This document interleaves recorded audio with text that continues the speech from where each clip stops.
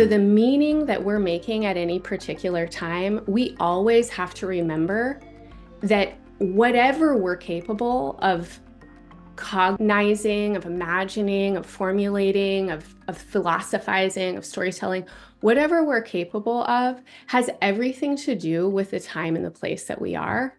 And that's just a speck. It's just a speck. And when we tune in with planetary energies, part of what we might think of is that we can work with them, right? We can work with them. And that's different than getting them to work with us, right? How do I get Jupiter to help me, have the best luck in 2025?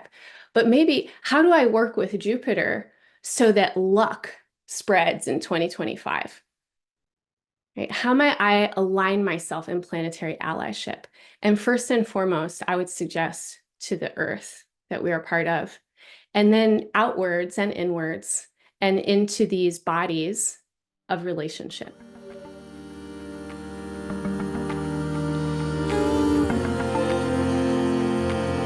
Hello, Earthlings and star beings. I'm so glad you're here. My name is Renee Sills. I'm a lifelong astrology lover and devoted student of mysticism and magic. I started Embodied Astrology 10 years ago, and it has grown into a multi-dimensional collaborative project and gathering place where we explore the intersections of astrology, astronomy, art, activism, healing, and holistic systems change. A big part of what we do is experiment with the symbolic language and practical methodologies of astrology through embodiment. That means we play. We use imagination, movement, meditation, and visualization to access and expand our intuitions and engage meaning-making and interpretation together. Our intention is to disrupt top-down models where celebrity astrologers and published authors tell you what's what, and instead create spaces where our lived experiences, bodily knowledge, and spiritual intelligence can guide the way. Many of you are probably feeling 2025 is bringing a vibe that is also about disrupting top-down models.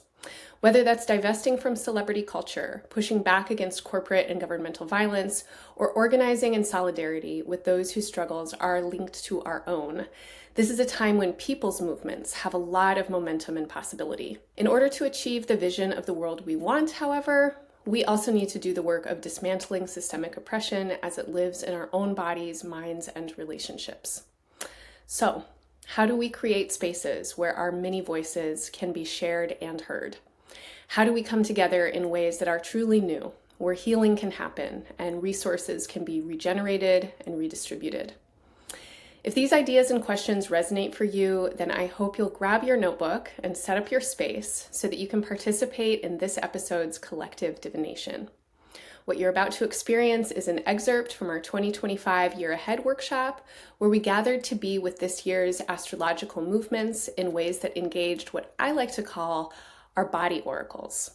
The entirety of our Year Ahead workshop was about 3 hours long, but what we're sharing on the podcast is an exploration of one of this year's most significant signatures, the influence of Mars in a rare retrograde cycle through the tropical signs of Leo and Cancer, opposing the outer planet Pluto in Aquarius, a sign it has only recently entered and where it will stay for the next 20 years.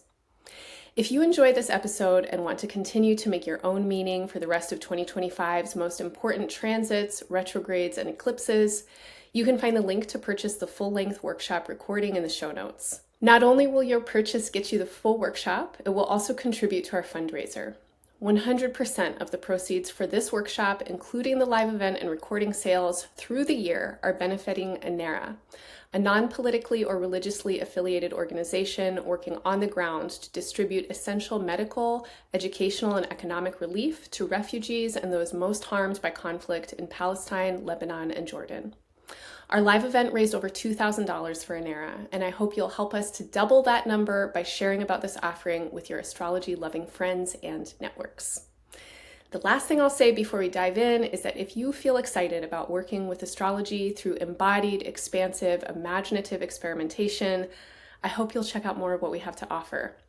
You can drop in with me every Monday on Zoom for Somatic Space, where we work with the astrology of the week ahead and build our body oracle capabilities through movement and meditation, or sign up for our membership, which will get you access to our exclusive online conversation spaces and chart reading study groups. We also host regular, virtual, and IRL workshops with a talented team of astrologers, healers, and social change agents who are all using astrology to catalyze creativity, enhance intelligence and intuition, and build communal well-being. The best ways to get involved with us are through our member space and free newsletter, where you'll get all of our content and event invitations. You can also like, subscribe, and follow us on YouTube and your favorite streaming platforms. We're not really engaging that much with Meta or other social media for obvious reasons right now, so make sure to come closer if you want to get involved. All right, y'all, I truly hope you enjoy this episode. If it helps you access your own oracle and you get insights and downloads that you want to share, please leave them in the comments and make the meaning that is most meaningful for you.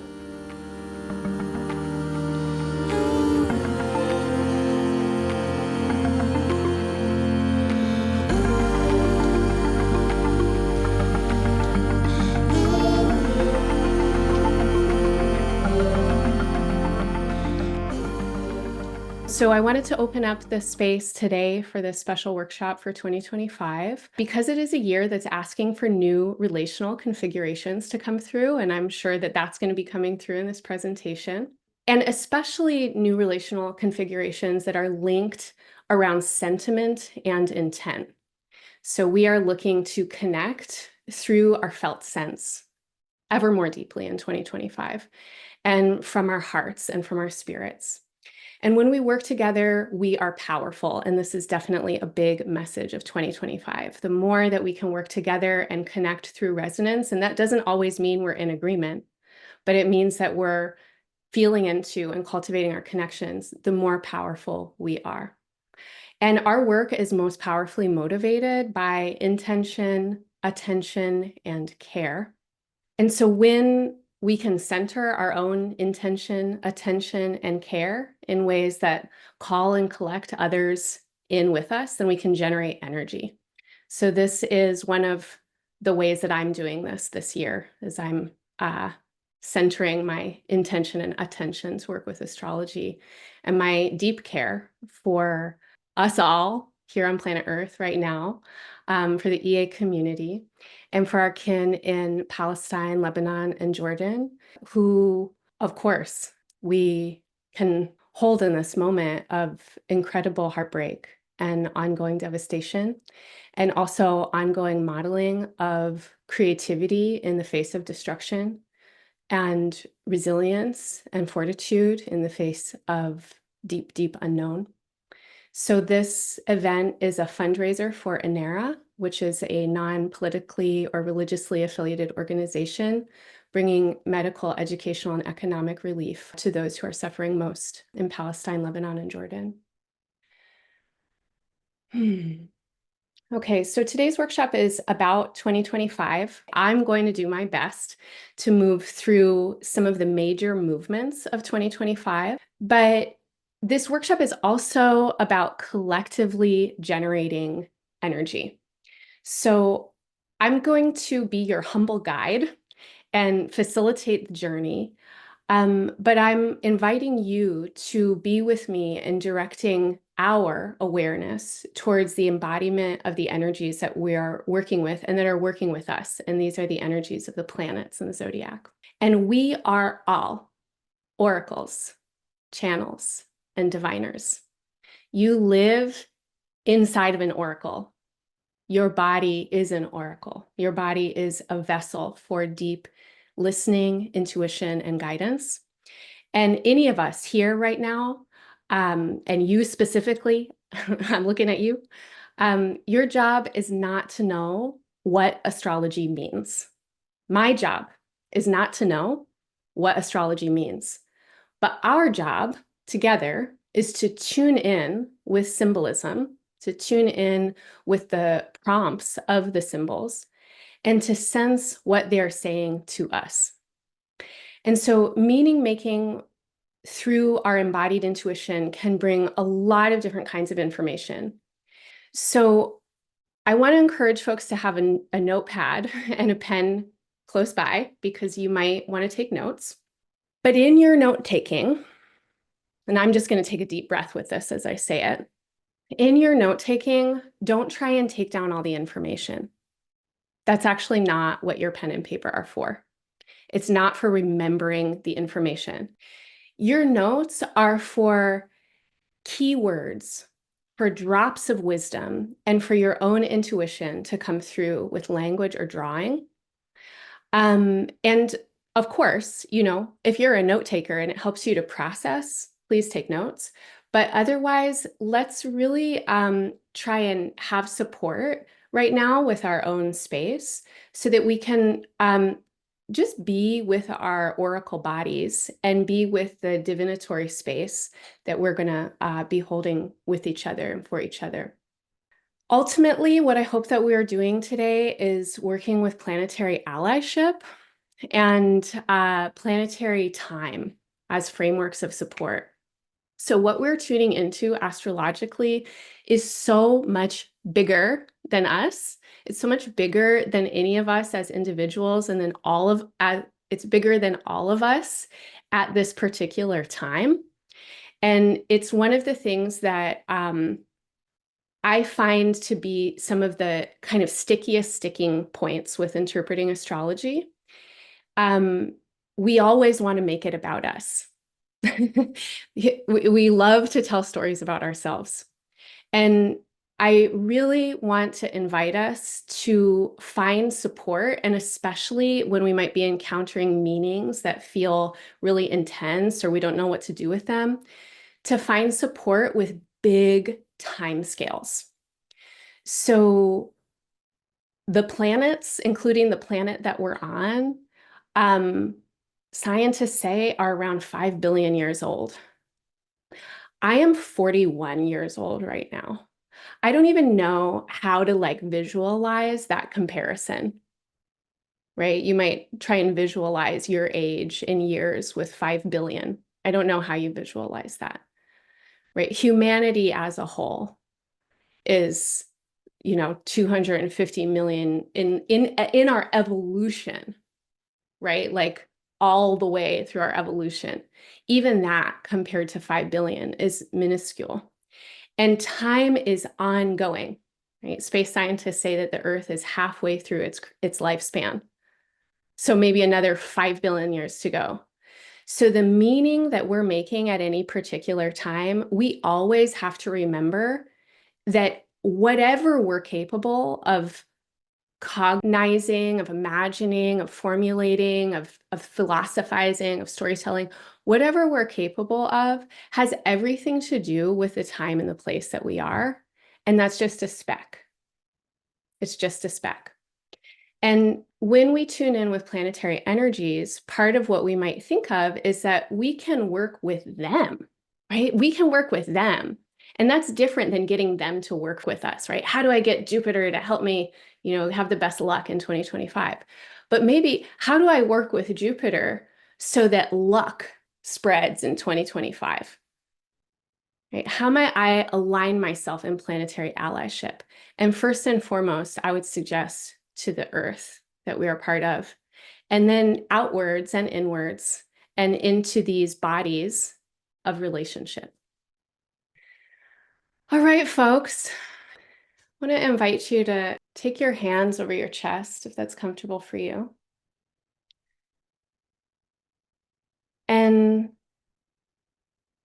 you can use your breath as well. You don't have to touch your body if you don't want to, but let's tune in with our hearts, with our beating hearts.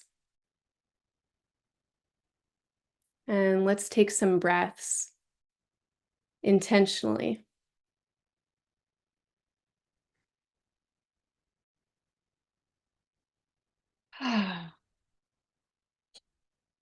And as you breathe, welcome the process of breathing.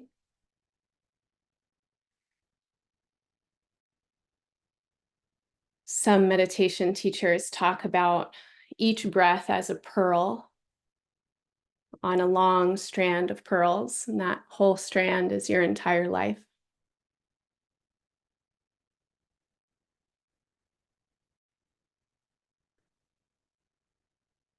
And as you breathe, notice the space of your breath and the shape of your breath. And feel how the inhaling of your lungs and expanding of your breath holds your heart. Your heart is centered between your lungs, behind your breastbone, in front of your spine.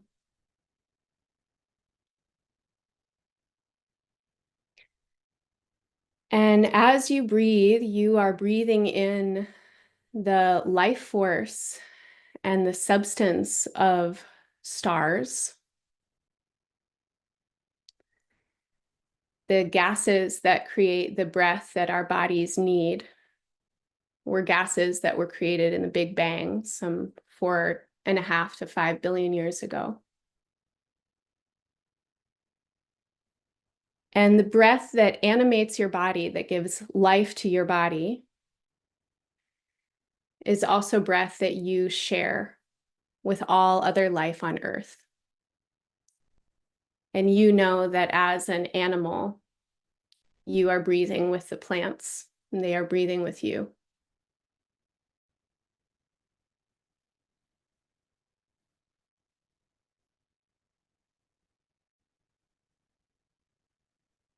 And if it's comfortable for you to close your eyes, then close your eyes. And as you continue to notice your breath and attune with your heart, remember that your heart is central in your life force. And from the centrality of your heart, your body is animated, comes to life. And your living body is warm. It's producing heat. And your life has an eminence. It has a radiance. You have a unique energy. You and me are different. Your energy is different than every other body's energy who you will ever encounter. And even though there are billions of people alive right now, billions and billions and billions of people who will ever live, your unique energy and radiance is special to you. And in the next couple of breaths, see if you can try to sense, try to feel your own energy, your own warmth.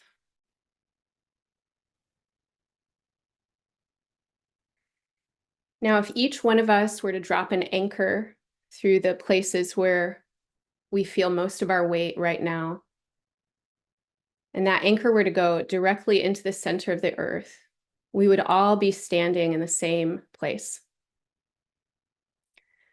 But if each one of us were also to reach out from our spaces right now, through our heads and through our hearts, up, out, and into space, we would all be in a different place.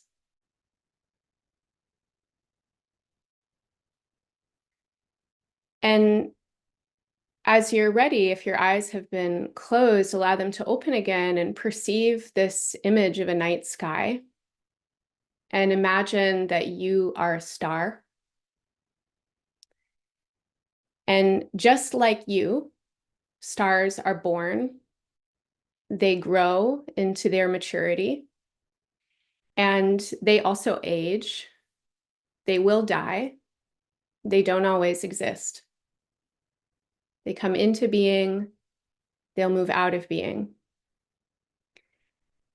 And as you gaze upon this night sky, see how many stars there are.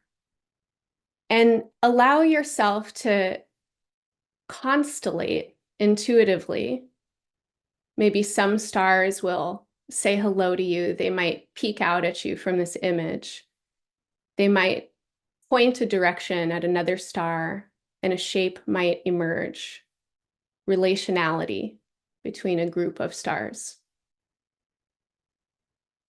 And as you imagine constellations between the stars, sense into your own connections. Call in the constellations of your friends, your loved ones, your teachers, your students, your comrades, your colleagues, maybe everyone else on this call. Imagine how we connect together. Remember that constellations are stories, and there are many, many, many stories that can be told. And as you sense out into your own connections, feel how each direction has its own story. And let's take a few intentional breaths right now, and you might want to close your eyes again. And in these few intentional breaths, try to come back to that feeling, that sensation of your own essence.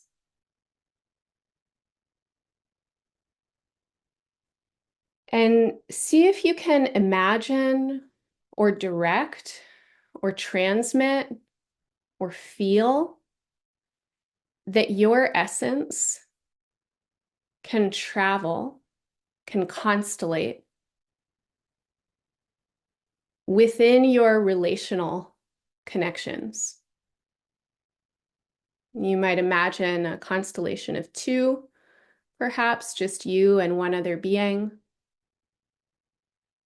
imagining or sensing how their unique star being, their eminence or radiance, their energy is something you can reach towards and palpate and connect with. You might grow from there into 3 or 5 or 12. And sense yourself, imagine yourself being constellated. And inside of this constellation, I want to invite you to center yourself. And that's not to say that you are the center of the constellation, but you are inside your own experience. You are breathing your own essence, expressing your own energy. And you are also part of a larger, dynamic whole. The star that you are is an important part of the constellation. Without you, this constellation wouldn't be able to tell the story that it does. But without the constellation, you also wouldn't be able to tell the stories that you do. Let's take 2 or 3 more breaths.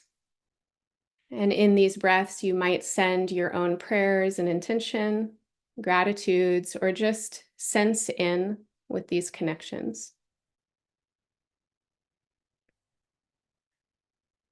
Then I want to ask you to feel and see if you can find some description words, some language that you can use internally for yourself. How does it feel to be a star? How does it feel to be vibrant, expressive, unique? The one and only you, special, and here for a set amount of time. And how does it feel to be part of a constellation? To be constellated and constellating? How does it feel to not be the only one, but to be one of many? To not be the most special, but to have something special to offer when you also receive the eminence, the energy of other stars. Notice your felt sense, Notice any language that comes in, any images, vibratory qualities. And from this space, imagine, what would it feel like inside of the constellation? You know you're constellated. You know that there are billions and billions and trillions of stars in the sky. But in your felt sense right now, try and imagine that you're the only star in the sky. Push out the other stars from your consciousness, or try to. Imagine that you can direct how constellations are shaped everywhere. Even though you're just a star, you're going to tell the story for the other stars. What does that feel like in your body? What comes up for you? Then I want you to imagine that all the other stars are looking at you. And how they're looking at you, I don't know. Maybe they're looking at you with awe and amazement. Maybe they're looking at you like they want to consume you. Maybe they're looking at you with disdain. Maybe they're not looking at you at all.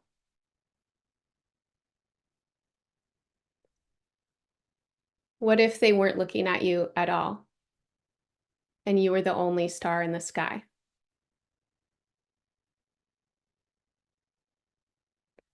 And then breathe again and expand into your knowing that you're constellated,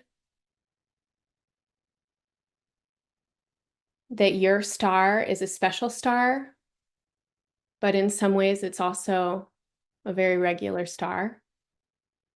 Stars are incredible, really powerful, quite magical phenomena, and there are lots of them. Remember again your connections, your constellations, and intentionally connect with one or a few other light bodies that come to mind, that come to heart. Connect in the directions that help you feel known and loved. Connect in the directions that feel joyful, celebratory, playful. And then if your eyes have been closed, once again, allow them to open and see the night sky. Stretch out. Twist your body, move it, shimmy your shoulders.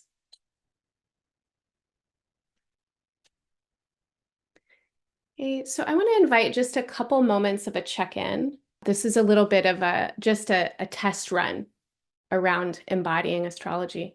So let's get some feeling tones, some keywords. How did that feel? Okay. Constellated felt expansive. Connected. Yeah, big, soft star heart. From possibility to limited, from awe to loneliness, from collaboration to having to guess about the self. Constellated felt empowered and possibility. Felt like a dance. Feelings of belonging. Feeling alone, lacking innovation.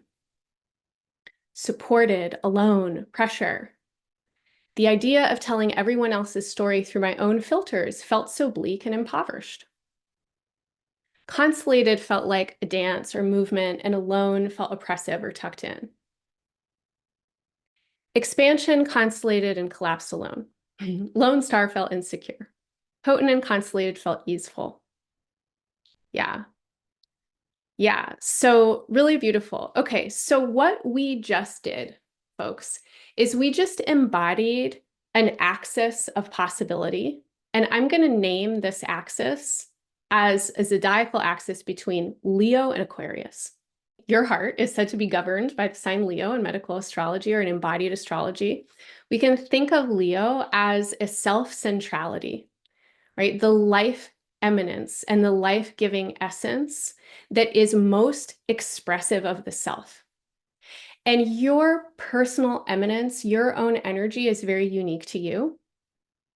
And typically when we feel alone in that, whether it's alone together with others or just alone, that's not a great state, right? It's isolated, it's lonely, it feels cold, it can be shut down.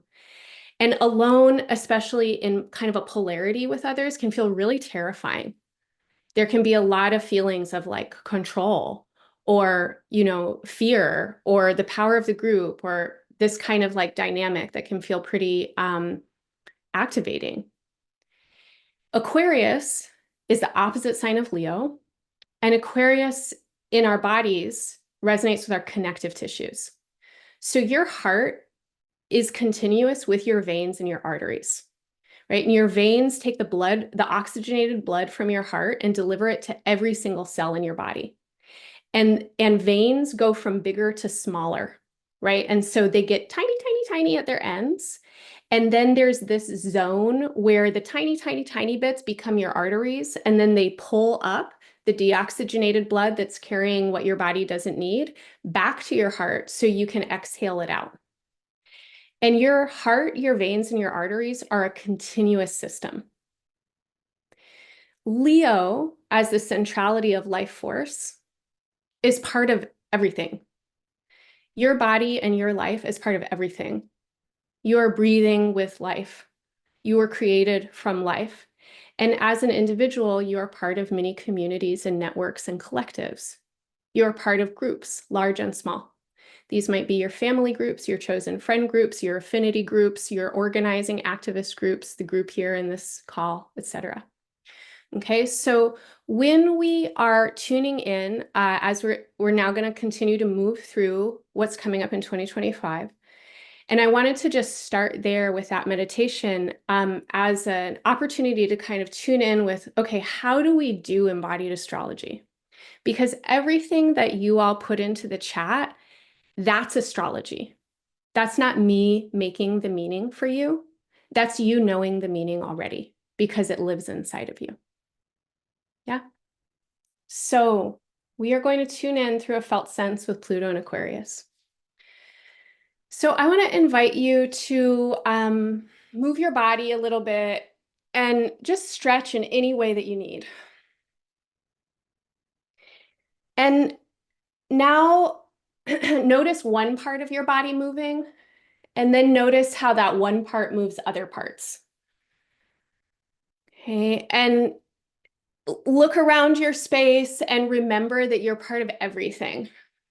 Okay, so we're going to tune in with Aquarius right now. And Aquarius rules our connective tissues. It's sometimes called the water bearer. And here we have a reference actually to the tissues of our veins and our arteries. Aquarius rules systems and networks, the many people, the many life forms, the many beings. It also rules organizations, corporations, and movements, intelligence, information, consciousness, technology, the internet, etc. Okay, so think about interconnecting systems. And we'll start to tune in with Pluto. And as we tune in with Pluto, you might even want to bring some attention down into the base of your tailbone, into your pelvic floor. You could even try to initiate some movement from that place. And notice how, as you move from your pelvic floor, from your tailbone, the rest of your body moves. And I want to invite you to really just keep sensing and breathing into this place as we call in some of Pluto's key words and symbols. So Pluto is an outer planet, and we're looking at a picture of Pluto right here. Pluto is a cold planet of many frozen oceans. And some space scientists think that inside of the oceans on Pluto, there are the origins of many different life forms inside the frozen seas.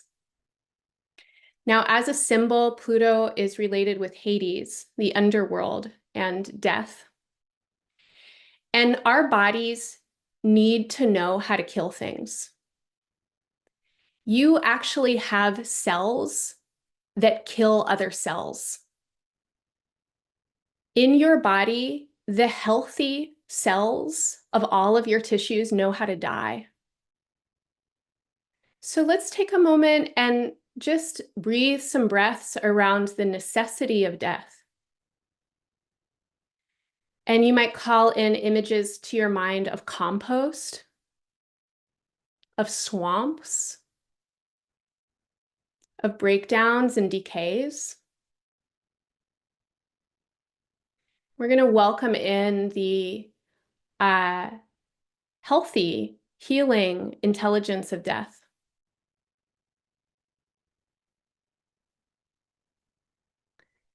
And as you welcome in that energy, honoring the transformative, regenerative potentials, and moving your body now, moving from your tailbone and pelvic floor, one of the places where Pluto's energy is said to live in our bodies, in the places where we fuck and where we shit, right? Where we regenerate and eliminate. As you tune in with your pelvic floor, with your genitals, and with your tailbone, you might welcome in images of darkness, of blood, transformation, regeneration, and power. You might think about the ancestral and underground energies that you can tap into through your life force, through your felt sense, through your intuition. And you might also think about the ancestral underground energies that can tap into you. And let's start to imagine and maybe call in sensations of the fears of death, the killing forces that are destructive and terrifying, the horrors that we might imagine of the underworld, the monsters in the shadows.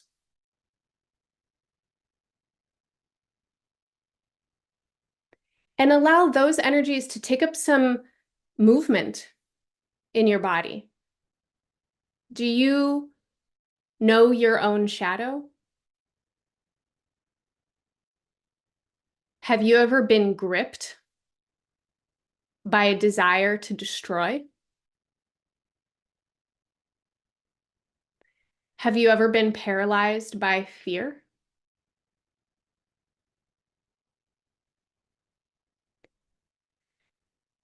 And then feeling into the ways that these energies can be transmuted and transformed. How do you work with your own shadow?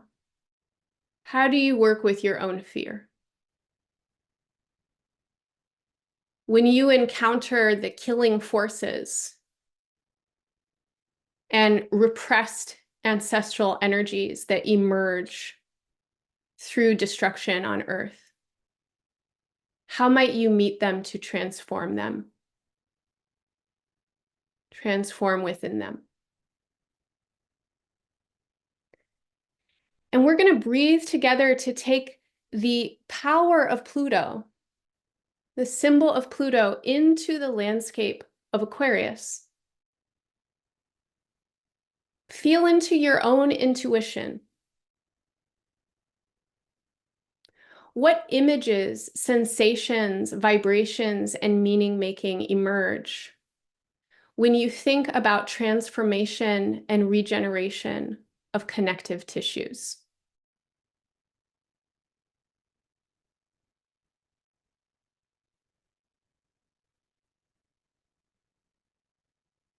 What images, sensations, vibrations, and language emerge when you think about the killing and destructive forces that move through systems and networks?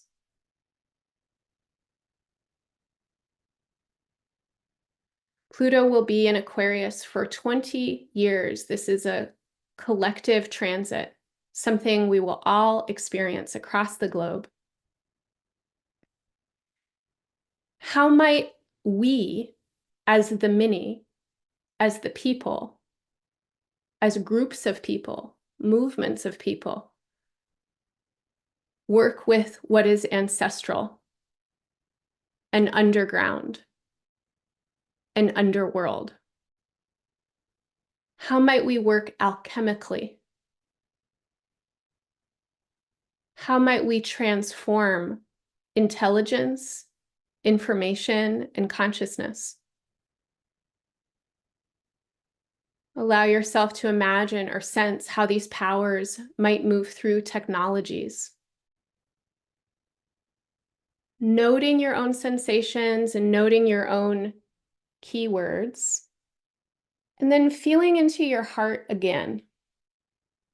You might one more time bring your hands to your heart. You might feel the life force of the blood and the beating of your heart. As we move into 2025, we are in the midst of Mars opposite Pluto. This is a transit that will happen 3 times due to planetary retrograde. The first was in November. The second was just a few days ago. And the third time will be in April. In an opposition, we have a dance of polarity. We've already explored the opposition of Leo and Aquarius in our bodies, the heart and the connective tissues, center and space. In space, the realms of Aquarius, Pluto is present for 20 years. Death force, killing force, transformation and regeneration in space, in connective tissues, in groups of people, networks, information, consciousness, technology. As we move into 2025, in the first half or so of the year, first 5 months, Mars is in Leo. Now, Mars is a symbol of personal action potential. Feel the way that your heart beats. You have personal power. Your power will be activated by your desire, by your will,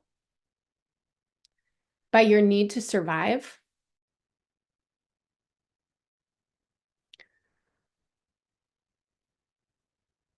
Mars governs our impulses and instincts. It moves towards attraction and away from aversion. The fight and flight, as well as the freeze responses, are Martian. When we fight and when we flee, we go into action. And a freeze is action frozen. Feel your own action potential. In your own action potential, try and sense your ego, your sense of I-ness, your vitality, your will force. Mars is in Leo. You're here for a purpose. Can you sense your glow, your radiance, your creativity? How does your action potential, or the action potential of any individuated being, how do your impulses and instincts and your fight, flight, freeze responses, or those of others, get catalyzed when they are opposed, when they are charged by the forces of death and destruction moving through intelligences, networks, technologies? How does your action potential engage the possibility of transformation and regeneration? How might you participate in transforming and regenerating the systems that you are part of?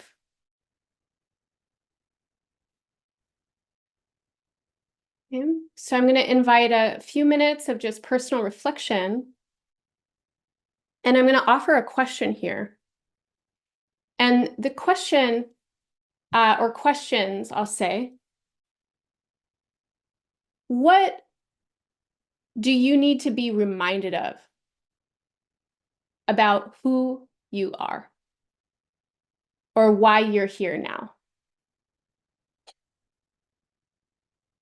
What does your personal power feel like?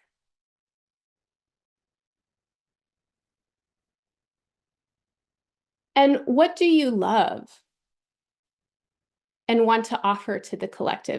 What might be coming through for you as meaning making? As we move into 2025, Mars is in Leo and it's opposing Aquarius.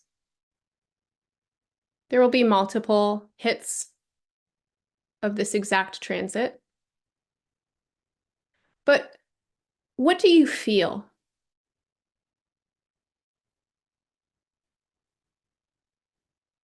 When you tune in with your heart and your connective tissues, with your sense of personal power and the power of the inevitability of death and destruction,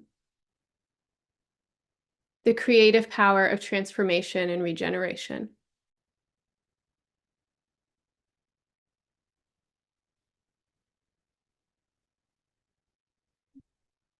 I'm going to read these aloud in the chat, and please offer whatever you're feeling into the chat if you're willing, because this is our collective divination.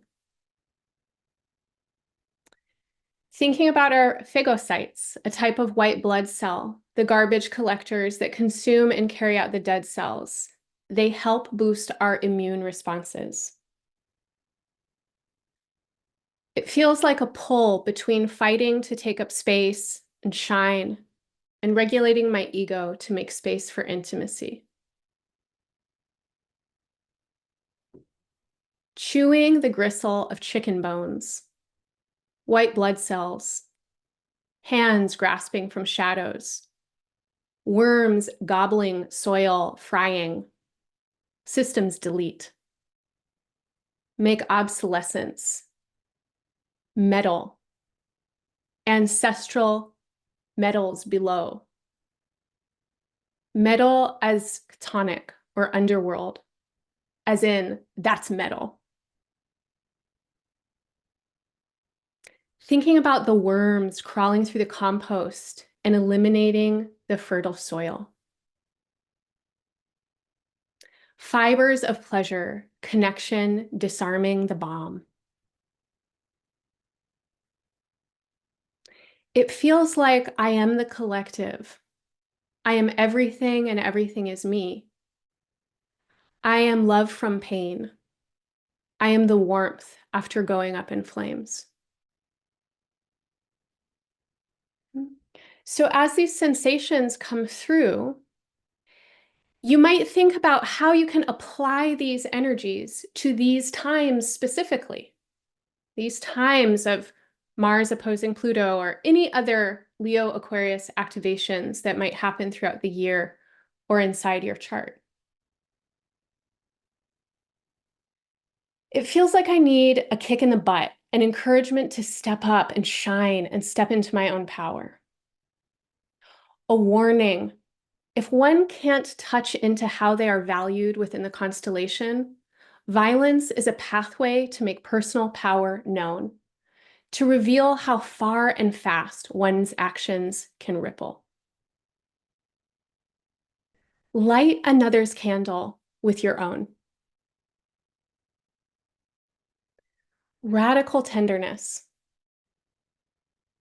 Slowness of soil becoming, meeting the heat of iron workers, making ancestral gates. Basket weavers ready to collect what will carry us forward, carry us through. It feels like light on water, loud and soft at once. The sweetness of connection when acceptance allows release. Positive pressure. Chaotic, tonic, coming into ourselves as we collaborate with others. bardic inspiration that heals with earthliness and reminds us of our star being selves. Remembering the impulse to dig a hole, scream and howl into it, and bury it with earth. Cellular activation after thousands of years of sleep. The dynamic, relational, and collaborative tension relaxation. Yes, tension is a really important key word for Aquarius, and especially the Aquarius Leo polarity. The tension of relationship is what makes relationships what they are. If we don't have a certain amount of tension in our bodies, it's called tensegrity, right? We fall asleep, we lose alignment, we fall apart. Same thing in our relationships. The dynamic, relational, and collaborative tension relaxation. Action potential. The body responds to irritants without thought. Delay in an effort to maintain homeostasis. Sneezes can be so violent, and trying to suppress them creates dangerous pressure. Action potential. Understanding and intuiting how to mobilize with it. Thinking both of the freeing feeling after having shedded skin and embodying something new or old that was underground. Also feeling into how habits, practices, survival strategies don't want to die and get bigger and bigger to prevent death and transmutation. Fire, duty, fear, and aliveness. Being called to decompose old systems and bridge new ways of being. Grief tending with each other amidst so much unknown, shifting in waves. The path to my freed consciousness, the path to fear befriended, the refusal to be tamed or tamed anyone. Put the boxing gloves down. Imagine peace inside and out. Never forget how to feel. Do not ride any horse. Let the horse invite you first. What does it mean to hold space for my own platonic energies? How will I respond when I am presented with Persephone, the queen of the underworld? Feels like unobstructing blockages in flow and within and in flow of truth and information, like a focus on longevity, an unburying of what has been ignored underground or showing it all as truth for understanding histories, learning that split between the humane and the artificial, magic from protection and growth around the organic with support from the inorganic. A doorway, a portal, a Bordeaux. Within the tension, there is spark of deep knowing. Knowing not of the mind, but each cell of being, and through each cell a dissolution, a return, a remembrance. Softness present through awareness. Tending to myself so I can support the collective from a place of nourishment and regeneration. Networks sparking out into darkness, an opportunity for new and old ideas to emerge and reemerge from the dark. Fear of looking directly into the compost, to watch things decompose and break down. Plant kin offering the parts they shed as nutrients for their own soil. Mycelial networks, the generative power of earth, beings in our processes of life and death. Okay, so this is a collective divination for now. This is what we are entering 2025 with. We are breaking down to break through. Moss and mycelial meeting cosmic bodies.